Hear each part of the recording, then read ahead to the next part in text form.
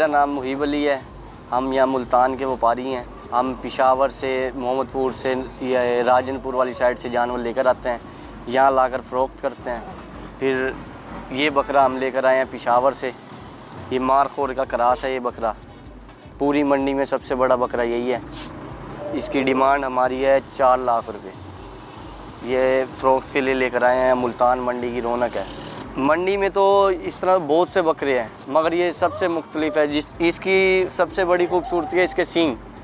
इसको हम daily 5-1 kilo गंदम खिलाते हैं, पट्ठे खिलाते हैं, दूध पिलाते हैं और भी कई इसको चीज़ें खिलाते पिलाते हैं।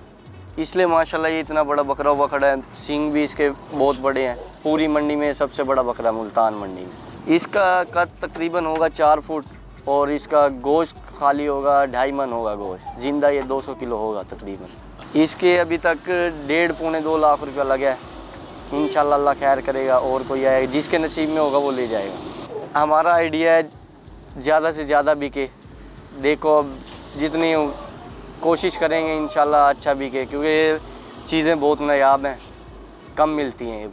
अभी तक तो रश नहीं है। जिस तरह महंगाई के हालात हैं, चाँद नज़र आने के बाद इंशाल्लाह गाहक निकलेगा।